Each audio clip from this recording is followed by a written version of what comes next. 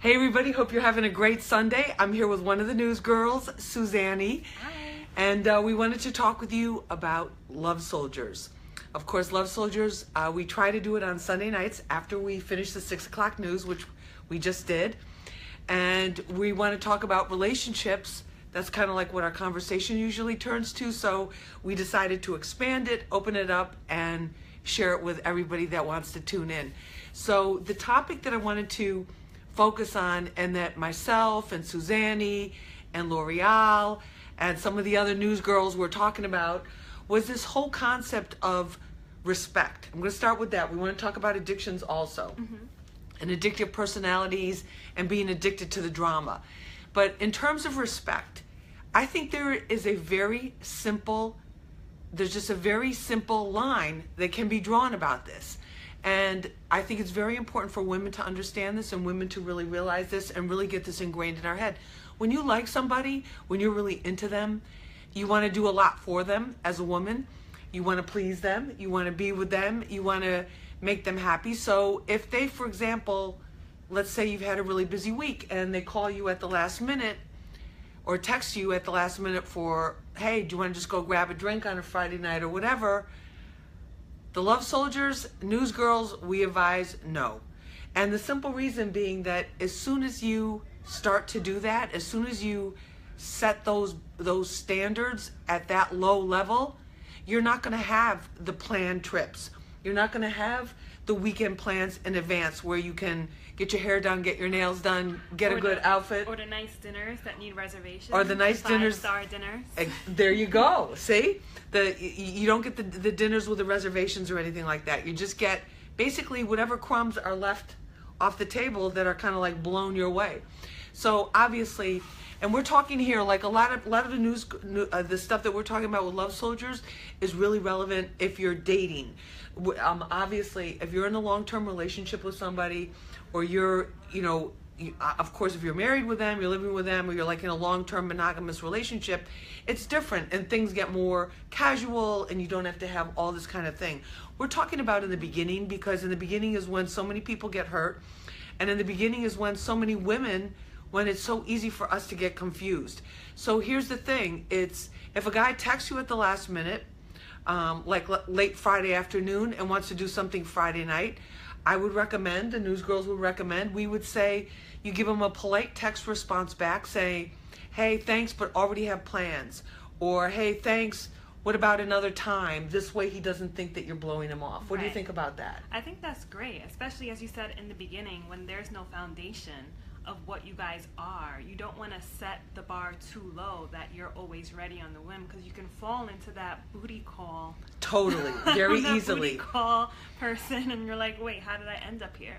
Exactly. So yeah, it's very important just to like build that up, and every girl wants to be treated nicely. Exactly. Or a guy. And guys do too. And here's the thing. This goes back to one of our most basic premises of the whole show, which is the guy is going to be at his best at the beginning. That's usually the way it is. Unless if things progress and evolve down the way. But I'm just saying that if his behavior in the beginning is pretty bad or disrespectful, or you don't like it, that's the time when you really need to like make a move and say, you know what, I don't want to get further involved with this person or with this individual. So, because that's usually when a real man is going to be putting his best foot forward and is going to be really trying to impress you. Right. So what do you do if you are in a relationship, or you are seeing someone regularly and you guys have passed that stage, and you see that he's a little bit too much with the drinking? Or let's talk about something lighter. A lot of guys like video games. He's a little bit too much on the video games. Actually, one of our viewers emailed us saying that she has a coworker who her spouse plays 9 hours of video games. He has a job, he does what he needs to do, but 9 hours of video games. I mean, how much time? So you figure he has a job, so that's 8 hours at the job. You got to figure if he's in the New York area, that's at least an hour to and from the job. That's 10 hours right there. You got to figure some time. It doesn't take guys as long as us to get ready, but another half hour. So we're already at like 10 and a half hours, okay? And then he comes home and that's 9 hours. That's 19 hours out of the day. So, I mean, we just do the math. So the other 5 hours, is he sleeping?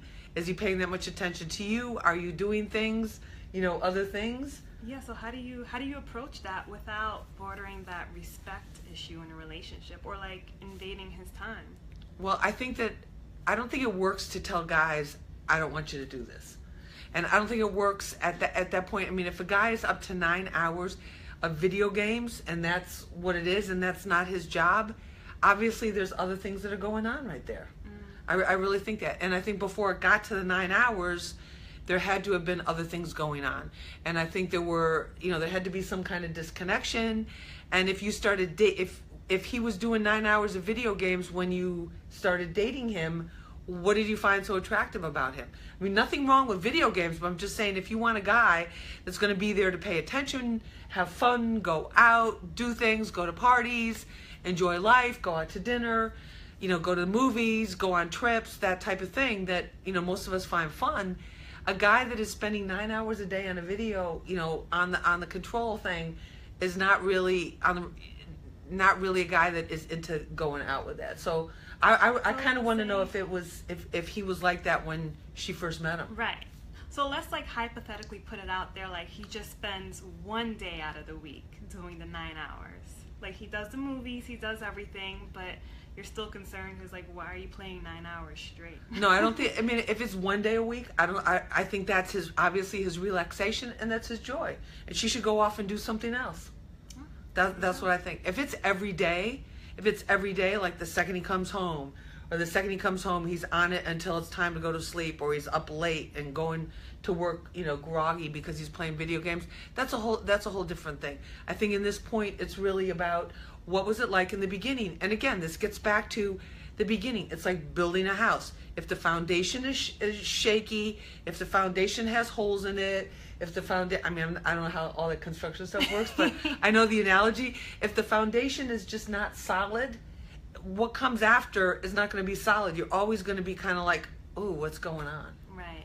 But I feel like a lot of girls fall into like, oh, let's see where it goes, or I can change him. You always hear, I can change him, or he'll get better. Yes, and you're raising two important points, Suzanne. Mm-hmm. This whole idea that you can change him is a complete waste. If you don't like him the way he is, you either like him the way he is, you either accept him the way he is, or you reject him the way he is. Reject him the way he is. Right. So it's like, if you don't like the way he is, don't think, well, but he's a good catch, or he's this, or he's that, or I'm kind of, this is kind of like working for me in other areas. If it's not working, if you don't like him, if it's not, if there's things about him you don't like that you want to change, it's a mistake. It's a waste of time.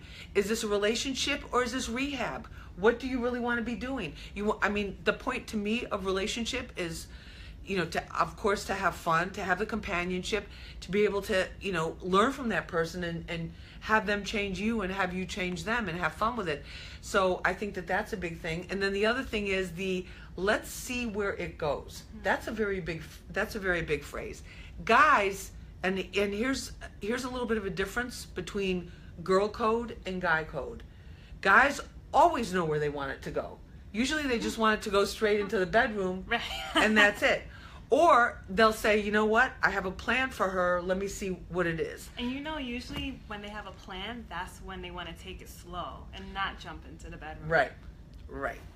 And so this idea of like, well, let me just kind of go with the flow and see what happens. I'll tell you what's going to happen. You'll sleep with him. There won't be any standards. He'll call you at the last minute, and then you'll be so kind of like fiending for him that you'll give into it, and then you'll hate yourself for it, and then you'll wonder why you're not getting the support, not getting the attention that you want, and you're not getting the respect that you want, which brings us back to respect. Yes. See, it's full circle. Full circle. And I think with the respect thing, people are like, well, I don't like girls that come out and say, you have to respect me. You don't have to come, if you're a person that deserves respect and commands respect, you shouldn't have to announce it. It should come across in the way that you conduct yourself, in the way you carry yourself, in the way you move. And I think that one of the things for women that we need to really understand is don't accept, and here's another thing that's a common mistake.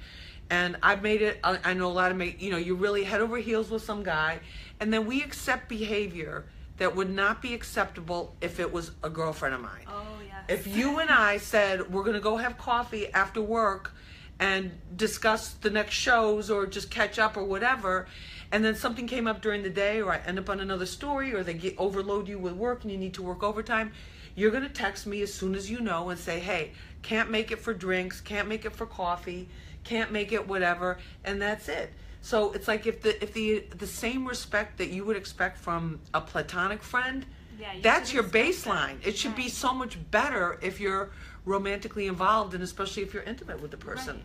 Yeah, exactly. Asa Williams said, relationship/rehab. Well said, Lisa. And Thank you, Asa. Is it Asa or Asa? He has to let us know. Okay. he also says her demanding respect is a good thing. So some guys like that when you are upfront saying like, I want to be respected. Well, you remember, like, you go back to the Tupac song where he's like, she didn't even make me, the gist of it, these are not the lyrics, but it was like, he didn't even have to work for it. He didn't even have to, like, take her out for dinner, and it was right there. So it's like guys, and also, too, guys look at women and figure out, like, okay, is this somebody that could be a keeper? Is this somebody that is just basically, a fun girl for a fun time? And that's, that's how they look at it. Rolando Martinez Jr., one of our regulars. Hi, Hey, Rolando, how are you? He said he's not the type of man that wants to take it to the bedroom. He likes to get to know the person, how to connect them as well.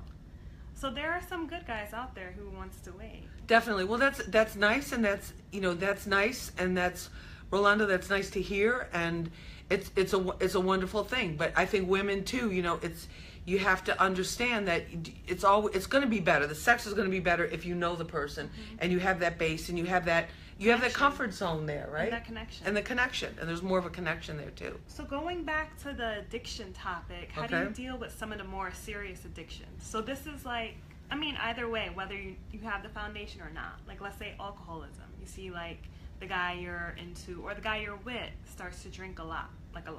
I think with the addiction, with the addiction thing, obviously, if we're talking about if we're talking about illegal drugs, addiction to illegal drugs, and I'm talking about like something hard like heroin, or they're buying pills illegally, that type of thing, I think you have to, if possible, disassociate yourself from that person. There's no way. Tell them to go into rehab, and once they get clean, you're more than happy to, see if you guys can reconnect or whatever. But there's no real upside to that. And with the drinking thing, I think this is a lot trickier because it's more common. Yeah. B, and I alcohol's feel like legal.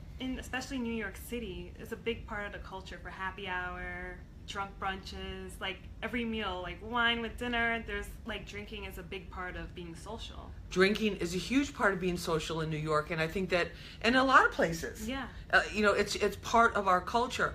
I think the some of the warning signs, if the other person, whether it's a guy or whether it's a male or a female, if that person every time they're going out, they're getting wasted, if they can't go to happy hour without staying out till 2:00 in the morning and getting totally fall down drunk, if they can't, if every day they're drinking, that's not a good sign. Most of the experts will say, yeah, if you're drinking on the weekends, a lot of people do that, not too bad. There's a lot of people that for years will have 1 or 2 glasses of wine when they finish work at the end of the day with dinner or whatever, that's fine. But if it's like you need a bottle, he needs a bottle, and it's like that can be a very, very, that can be a very dangerous thing. And I think you have to nip that in the bud. And if you see that the person that you're with and you're in a relationship with is really drinking too much, or they're smoking too much weed, or they're just too out of it, is you really do have to have a conversation with them and go like, hey, what's going on? It's just like, you passed out on me last, it's like basic stuff like, hey, what's going on? You passed out on me last night. You've been passed out the whole weekend. We didn't really have time to really do anything fun. We didn't, it kills your sex life, when people have those kind of addictions. So I think that's, that conversation needs to happen as soon as you start to get concerned. Not in a way of like you're his mother saying, I don't think you should drink. It's just like, hey, what's going on? You need to talk. And it just comes back to everything else. The respect. Yeah. And also, just the whole talking thing. Yeah. Wow, that's great, Lisa. Huge Jordan says he loves wine. Well, a lot of people love wine. Yeah. I mean, wine's been around since, forever. It's just drinking it and drinking responsibly. And drinking responsibly sometimes is very, very hard, depending on where you're at. Different parts of the country too. There's just different things. But I think I think, and this topic came up in connection with our Street Soldiers show this week about this idea of your limits. I think when it comes to alcohol, I think most women, we know our limits, and we know that, and also too, it's like you have to be smart about it too. It's like if you're going out and you're going out drinking, a lot of women will go out on an empty stomach because they don't want to waste all the calories with food, and they don't want to eat until later on, until they're really like super starving. If you're drinking, you can have 2 glasses of wine on an empty stomach, and you can be really close to what's not allowable by law for driving in terms of the alcohol limits. So you really need to know, what you're doing. And I think the other thing too is that with the alcohol, especially with women, it's scientifically proven, it affects our bodies in a different way. It affects us it's more potent, for us. It affects us in a more intense way. And it's also, obviously, guys know this is the oldest trick in the book is, get her juiced up a little bit, and it's going to be a lot easier to end up in the bedroom. And I think that's like, you really have to have your game plan going out, and not just start over drinking because you're nervous, especially if you're with somebody new, like you're over drinking because you're so nervous. Yeah, that happens a lot. Especially on first dates. Yeah, it's like you're like too many cocktails or whatever. Yeah. So I always think a good thing is if you're going out with somebody for the first time, it's all, and I know people don't like to eat before they go out. I don't like to eat before I go out, but it's like, it's always a good idea, especially if it's something that's a new thing where that there's going to be a lot of alcohol and there'll be a lot of temptation to drink. It's just have a little piece of cheese with some crackers or something, just so that you have something in your stomach. I know some girls, they'll take a tablespoon of olive oil and have that, really? so that coats your stomach. That's the theory anyway. You have to, whatever works for you. If you have like a piece of grilled chicken in the refrigerator, take a piece of chicken that's going to take a while to digest and get it down, but have something in your stomach, because if you're on a totally empty stomach and you haven't had anything to eat since lunch, you're going to get drunk really fast. And as the song says, blame it on the alcohol, right? Blame it on the goose, blame it on the Henny. But you don't want to be that, sloppy girl. You don't want to be that, Definitely not. Well, actually, our time has run out. Are you kidding me? Already, yeah. Already? Oh my gosh. Yeah. All right, well, I want to thank everybody for being with us for Love Soldiers. And if you have any questions or comments, if you have any topic suggestions, send us your topics.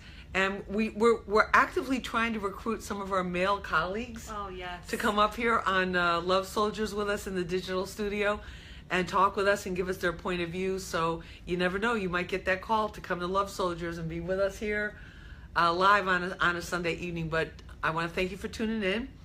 Please spread the word. Please like my Facebook page, follow me on Facebook, and we'll see you guys hopefully. Yeah. Unless there's big breaking news, we will see you next Sunday, 6:30 p.m.